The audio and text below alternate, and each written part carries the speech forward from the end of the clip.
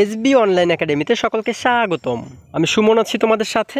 ছোট্ট বন্ধুরা, আজকে আমরা চতুর্থ শ্রেণীর ৬৬ পৃষ্ঠার মধ্যে যে অঙ্কগুলো রয়েছে এগুলোকে সবচেয়ে সহজ নিয়মে কিভাবে করে সমাধান করা যায় এই বিষয়টি শিখব। চলো তাহলে শুরু করা যাক। বন্ধুরা, আমরা যদি ৬৬ পৃষ্ঠার একদম উপরে লক্ষ্য করি, এখানে শুরুতেই বলা হয়েছে অধ্যায় ৬ গাণিতিক প্রতীক। আজকে আমরা শিখব কিন্তু গাণিতিক প্রতীক সম্পর্কে। দেখো ৬.১-এ বলা হয়েছে গাণিতিক প্রতীক। এখানে শুরুতেই আমরা একটি প্রশ্নবোধক চিহ্ন দেখতে পাচ্ছি। এখানে বলা হয়েছে চলো গাণিতিক প্রতীক শিখি। দেখো একটু নিচে যদি আমরা লক্ষ্য করি, এখানে ১ নম্বরে বলা হয়েছে নিচের গাণিতিক বাক্যগুলো লক্ষ্য করি। এগুলো বিভিন্ন গাণিতিক প্রতীক দ্বারা গঠিত। এগুলোকে বিভিন্ন শ্রেণীতে বিন্যস্ত করার চেষ্টা করি। দেখো আমরা কিন্তু নিচে অনেকগুলো গাণিতিক বাক্য দেখতে পাচ্ছি। এখন বলা হয়েছে এই গাণিতিক বাক্যগুলো কিন্তু বিভিন্ন গাণিতিক প্রতীক দ্বারা গঠিত। তার মানে এখানে এই যে বাক্যগুলো আমরা দেখতে পাচ্ছি এর ভিতরে কিন্তু অনেক ধরনের গাণিতিক প্রতীক রয়েছে। এগুলোকে বিভিন্ন শ্রেণীতে বিন্যস্ত করার চেষ্টা করি, অর্থাৎ এগুলোকে কিন্তু বিভিন্ন শ্রেণীতে আমাদেরকে ভাগ করতে বলা হয়েছে। যেমন দেখো আমরা যদি একটু বোঝার চেষ্টা করি, এখানে আমরা শুরুতে দেখতে পাচ্ছি ২ + ৩, তাই না? তাহলে এই যে ২ দেখতে পাচ্ছি আমরা, এই ২কে কি বলা হয়? এই ২কে কিন্তু বলা হয় সংখ্যা প্রতীক, কারণ ২ একটি সংখ্যা, ৩ একটি সংখ্যা, এগুলোকে বলা হয় হচ্ছে সংখ্যা প্রতীক। এই ৩০ এইটি কি? এটিও কিন্তু একটি সংখ্যা প্রতীক, তাই না? অর্থাৎ যে সমস্ত সংখ্যাগুলো আমরা এখানে দেখতে পাচ্ছি এগুলোকে বলা হয় হচ্ছে সংখ্যা প্রতীক। তারপরে দেখো এই যে আমরা যোগ দেখতে পাচ্ছি, যোগটাকে কি বলা হয়? যোগটা কিন্তু একটা প্রক্রিয়া প্রতীক, তাই না? আচ্ছা, তারপরে এই যে ভাগ আমরা দেখতে পাচ্ছি, এই ভাগটাকেও বলা হয় কি? প্রক্রিয়া প্রতীক। তাহলে যোগ বিয়োগ গুণ ভাগ এই ৪টাকে বলা হয় হচ্ছে প্রক্রিয়া প্রতীক। তাহলে এটিকে আমরা যদি আরেকটু সুন্দরভাবে বুঝি, তাহলে আমরা এটিকে কিভাবে বলতে পারি? যে প্রতীকগুলো ৪টি প্রক্রিয়ার জন্য ব্যবহার করা হয়, যেমন যোগ বিয়োগ গুণ ভাগ, এই যে ৪টা প্রক্রিয়া, এই ৪ প্রক্রিয়ার জন্য যে প্রতীকগুলো ব্যবহার করা হয় সেগুলোকে বলা হয় হচ্ছে প্রক্রিয়া প্রতীক। ঠিক আছে? যোগ বিয়োগ, তারপরে হচ্ছে গুণ এবং ভাগ, এগুলো হচ্ছে প্রক্রিয়া প্রতীক। এবং এরপরে কিন্তু আমরা এগুলো বাদেও আরও কিছু প্রতীক দেখতে পাচ্ছি, যেমন এই যে একটা প্রতীক দেখো, তারপরে এই একটা প্রতীক আমরা দেখতে পাচ্ছি, তারপরে হচ্ছে কি এই যে একটি প্রতীক কিন্তু আমরা দেখতে পাচ্ছি, তারপরে এই যে সমান সমান, এটিও কিন্তু একটি প্রতীক, তাই না? তাহলে এই সমস্ত প্রতীকগুলোকে আমরা কি বলতে পারি? এগুলোকে বলা হয় হচ্ছে সম্পর্ক প্রতীক। ঠিক আছে? তাহলে এই যে প্রতীকটা আমরা দেখতে পাচ্ছি, এই যে প্রতীক, এগুলোকে বলা হয় হচ্ছে সম্পর্ক প্রতীক। অর্থাৎ এগুলো দ্বারা কি বোঝানো হয়? মনে করো দুটি সংখ্যা, এই যে আমরা যেমন ধরি হচ্ছে ৬ এবং ২৬, এই যে দুটি সংখ্যা, এই দুটি সংখ্যার মধ্যে কি সম্পর্ক রয়েছে সেটি কিন্তু আমরা বুঝতে পারি এই মাঝখানের প্রতীকটা দ্বারা। ঠিক আছে? এই প্রতীকটা দ্বারা আমরা কি বুঝতে পারি? ৬-এর চেয়ে ২৬ বড়। ঠিক আছে? তাহলে যে প্রতীকগুলো দুটি সংখ্যার সম্পর্কটাকে বোঝাতে সাহায্য করে সেই প্রতীককে বলা হয় হচ্ছে সম্পর্ক প্রতীক। দেখো এই বিষয়গুলোকে আরও সুন্দরভাবে আমরা বুঝবো যদি আমরা একটু নিচে আমরা যদি লক্ষ্য করি। দেখো এখানে একটু নিচে আমরা লক্ষ্য করে দেখতে পাচ্ছি, এখানে বলা হয়েছে গাণিতিক প্রতীকগুলোকে নিম্নোক্ত শ্রেণীতে ভাগ করা যায়। দেখো এখানে আমরা শুরুতে দেখতে পাচ্ছি যে প্রতীকগুলো সংখ্যা লেখার জন্য ব্যবহার করা হয় সেগুলোকে বলা হয় সংখ্যা প্রতীক। তাহলে আমি তোমাদেরকে একটু আগে যেটি বলেছি, যেমন আমরা যে সংখ্যাগুলোকে চিনি, তাই না? ১, ২, ৩, ৪, ৫, ৬ এগুলো কি সংখ্যা। তাহলে যে প্রতীকগুলো সংখ্যা লেখার জন্য ব্যবহার করা হয় সেগুলোকে বলা হয় সংখ্যা প্রতীক। যেমন এখানে রয়েছে ০, ১, ২, ৩, ৪, ৫, ৬, ৭, ৮, ৯, এগুলো হচ্ছে কি সংখ্যা প্রতীক। তারপরে যদি আরেকটু নিচে লক্ষ্য করে দেখো, এখানে বলা হয়েছে যে প্রতীকগুলো ৪টি প্রক্রিয়ার জন্য ব্যবহার করা হয় সেগুলোকে বলা হয় প্রক্রিয়া প্রতীক। তাহলে ৪টি প্রক্রিয়া কি কি? যোগ বিয়োগ গুণ এবং ভাগ, এই ৪টি প্রক্রিয়ার জন্য যে প্রতীকগুলোকে ব্যবহার করা হয় সেগুলোকে বলা হয় হচ্ছে প্রক্রিয়া প্রতীক, তাই না? তাহলে এই ৪টি হচ্ছে কি প্রক্রিয়া প্রতীক। এরপরে যদি আরেকটু নিচে আমরা লক্ষ্য করি, এখানে বলা হয়েছে যে প্রতীকগুলো সংখ্যার মধ্যকার পারস্পরিক সম্পর্ক বোঝাতে ব্যবহার করা হয় সেগুলোকে বলা হয় সম্পর্ক প্রতীক।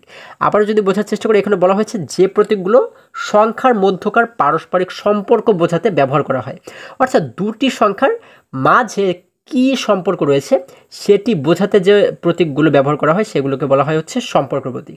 যেমন একটু আগে তোমাদেরকে আমি বুঝিয়েছি, যেমন আমরা ধরে নিচ্ছি ৮ এবং এরকম একটি আমরা চিহ্ন ধরো এখানে আমরা ধরে নিচ্ছি এবং এর পাশে রয়েছে ১২। আমরা এই যে দেখো এই যে আমরা বাক্যটি দেখতে পাচ্ছি, এখানে রয়েছে ৮ এবং এই শেষে রয়েছে ১২। এই যে দুটি সংখ্যা আমরা দেখতে পাচ্ছি, এই দুটি সংখ্যার মাঝে কি ধরনের সম্পর্ক রয়েছে সেটি কিন্তু বোঝাচ্ছে এই প্রতীকটি, তাই না? প্রতীক মানে কি? প্রতীক মানে কিন্তু চিহ্ন। তাহলে এই চিহ্ন দ্বারা কিন্তু আমরা বুঝতে পারছি যে এই দুটি সংখ্যার মধ্যে কি ধরনের সম্পর্ক রয়েছে। সম্পর্কটা হচ্ছে কি? সম্পর্কটা হচ্ছে ৮-এর চেয়ে ১২ বড় সংখ্যা, তাই না?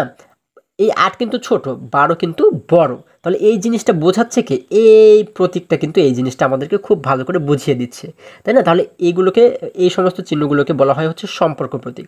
অর্থাৎ দুটি সংখ্যার মাঝে কী ধরনের সম্পর্ক রয়েছে সেটি বোঝানোর জন্য যে প্রতীকগুলোকে ব্যবহার করা হয় এটিকে বলা হয় হচ্ছে সম্পর্ক প্রতীক। যেমন দেখো, এই যে এইগুলো কিন্তু সম্পর্ক প্রতীক, এগুলোকে যদি আমরা একটু ভালো করে দেখার চেষ্টা করি, এগুলো কিন্তু তোমাদের খুব ভালো করে চিনতে হবে এবং মনে রাখতে হবে, ঠিক আছে? এগুলো যদি তোমরা ভালো করে না চিনতে পারো, না যদি মনে রাখো, তাহলে কিন্তু এই অধ্যায়টা আমাদের জন্য কঠিন হয়ে যাবে।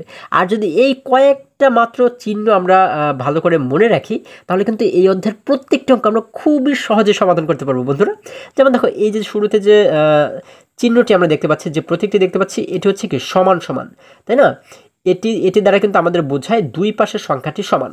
যেমন আমরা যদি লিখি 5 সমান সমান 5, অর্থাৎ এটিও 5 এটিও 5, এই দুটিই কিন্তু সমান, তাই না? যার কারণে এই মাঝখানে কিন্তু আমরা এই সমান সমান চিহ্নটি দেখতে পাচ্ছি, এটি দ্বারা বোঝানো হচ্ছে দুই পাশের সংখ্যাটি সমান। তারপরে এই যে চিহ্নটি দেখতে পাচ্ছি, এটি দ্বারা কি বোঝানো হয়?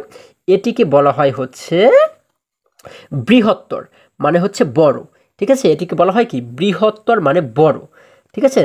এবং এই চিহ্নটিকে বলা হয় হচ্ছে ক্ষুদ্রতর মানে ছোট, এবং এটিকে বলা হয় অসমান। এটি মানে কি? এটি মানে হচ্ছে সমান। সমানকে যখন আমরা কেটে দিলাম তখন কিন্তু হয়ে গেল অসমান, মানে সমান নয়, ঠিক আছে? তারপরে দেখো, এই যে চিহ্নটি, এটিকে আমরা আগের বারে আমরা কি পড়েছিলাম? এটিকে কিন্তু আমরা পড়েছিলাম বৃহত্তর। তাহলে এটি যদি বৃহত্তর হয়, এই বৃহত্তরকে যখন আমরা কেটে দিব, এইভাবে যখন মাঝখানে আরেকটি দাগ দিয়ে কেটে দিব, তখন কিন্তু হয়ে যাবে বৃহত্তর নয়। এবং একই রকমভাবে দেখো, এটিকে আমরা পড়েছিলাম কি? আমরা পড়েছিলাম ক্ষুদ্রতর। তাহলে আমরা যদি এটিকে ক্ষুদ্রতর পড়ি, তাহলে এটিকে আমরা যখন কেটে দিব, এরকম যখন একটি দাগ দিব, তখন কিন্তু এটি হয়ে যাবে ক্ষুদ্রতর নয়, তাই না? খুবই সহজ কিন্তু। এখন দেখো, আমরা নিচে কিন্তু একটি ছেলে শিশুকে দেখতে পাচ্ছি, সে বলেছে সম্পর্ক প্রতীকগুলোর নামের ব্যাপারে সতর্ক থাকতে হবে। এখন দেখো, আমরা যদি এই নামগুলো আর একটু ভালোভাবে আবারও একটু দেখার চেষ্টা করি, দেখো এখানে কিন্তু প্রত্যেকটি যে চিহ্ন, যে প্রতীক, সেগুলোর নাম সহকারে কিন্তু আমাদের দেখানো হচ্ছে। এটিকে বলা হয় সমান, এটিকে বলা হয় হচ্ছে বৃহত্তর, এই চিহ্নগুলো কিন্তু তোমাদের অবশ্যই মনে রাখতে হবে, ঠিক আছে? এটিকে বলা হয় হচ্ছে ক্ষুদ্রতর, এটিকে বলা হয় হচ্ছে সমান নয়। এটি যেহেতু সমান, তাহলে সমানটাকে যখন আমরা কেটে দেবো তখন হয়ে যাবে সমান নয়। এটি যেহেতু বৃহত্তর, বৃহত্তরকে যখন কেটে দেবো তখন হয়ে যাবে বৃহত্তর নয়। এটি যেহেতু ক্ষুদ্রতর, ক্ষুদ্রতরকে যখন কেটে দেবো তখন হয়ে যাবে ক্ষুদ্রতর নয়। আচ্ছা, ক্ষুদ্রতর নয় মানে কি? ক্ষুদ্রতর নয় মানেই তো বৃহত্তর, তাই না? তারপরে এই যে বৃহত্তর নয়, বৃহত্তর নয় মানে কি? এর মানেও ক্ষুদ্রতর। আচ্ছা, এই চিহ্নগুলো কিন্তু তোমাদের অবশ্যই ভালো করে মনে রাখতে হবে, আমি বারবার তোমাদেরকে এই কথাটা বলছি। তো এইগুলো তোমরা ভালো করে দেখবে এবং মনে রাখবে, এবং নিজেরা কিন্তু চর্চা করবে, ঠিক আছে? এগুলোকে মুখস্থ করে নিজেরা কিন্তু খাতায় লিখবে, ঠিক আছে? বন্ধুরা, আজকে আমাদের এই পর্যন্তই। আবারও দেখা হবে পরবর্তী ভিডিওতে। আর হ্যাঁ, তোমরা যদি আমার চ্যানেলে নতুন হয়ে থাকো, তাহলে এখনই চ্যানেলটি সাবস্ক্রাইব করে পাশে থাকো, যেন আমার যে কোনো ভিডিও আপলোড করার সাথে সাথে খুব সহজেই তোমরা সেটি পেতে পারো।